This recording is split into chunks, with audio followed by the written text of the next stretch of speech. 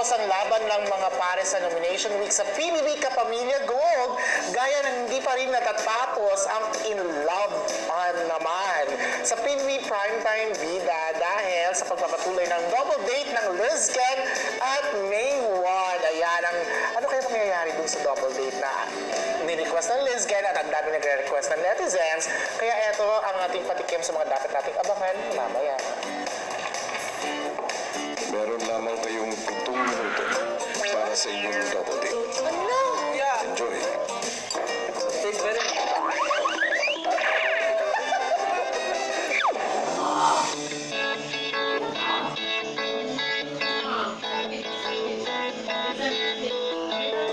Ganito na lang po, sansay. Mga dream makeover. May mga haircuts sila. Yes. Kailan natin makikita yun? Tonight, Tonight na ba yun? sa PBB Dream. Ay, oo, yun na. Kaya pala tingin ko. Yun pala yung sabihin nun. Tama nga. O, sana makita na yung before, yung after, as in yung after. Pero si Maymay, may chance talagang, sana matuloy yung sinabi mo. Just in Na? case, yung boys, boys over flowers ba yun? Or meet your Oh, garden? Boys Over Flowers or F4. Meet Your Garden. Same story. Pwede na medyo funny, pero patay na patay dun sa kay So si Edward ba yung bad boy? Si Gu Junpyo? Gu Junpyo. Bakit ba maging bad boy si Edward? Kasi parang ang amo Kaya ng mukha nga niya eh. Si, naman, Lee Min Ho. Ang bagay pa nga medyo ganun si Marco eh.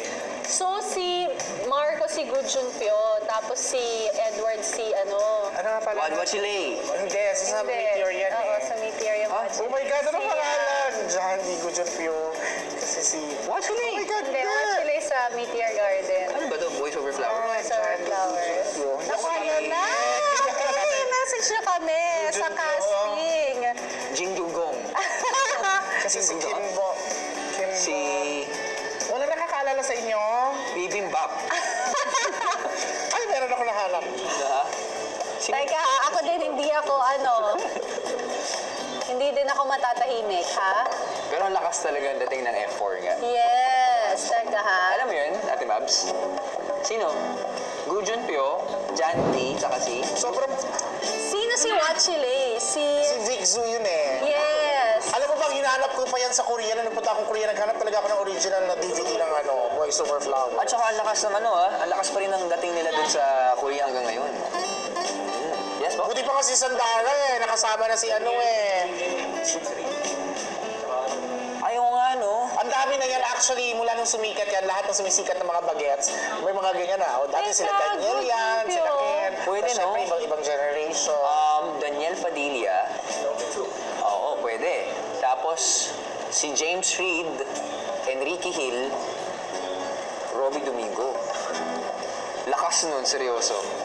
Scene zone na naman po ako, mga kapatid. Yun, ay hindi. Si Jiho! Jiho!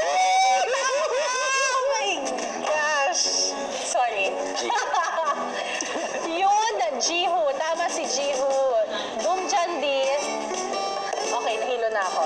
Yun. Hello, kasi nung nagpunta si Kim Bong, Pero dito sa ilay. pwede si Daniel talaga na. Oo, good job niya talaga si Si Daniel. Kim Bong nakasama ko sa Korea. Ay, yes! Sinuntahan niyo.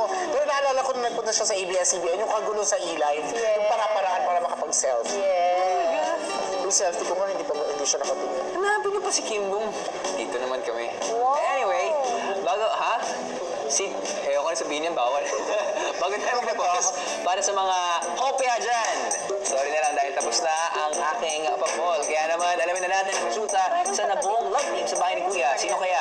Again, kina Macleese, Corner, Mayward at Kasyong, ang feeling nyong may chance maging real. Narito na ang ating final result. Ay, close ang laban, ha? Akala ko, isa lang ang magtatagumpay, eh. Kasyong with 30%, Corner 14%, Macleese 34%, and Mayward 39%. 1-3 yung votes. Na 1-3. 9-8 ang votes sa atin, ha? Galing.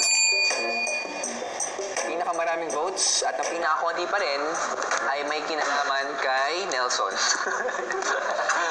lang yata yung nag-participate. Pero ako, personal opinion ko,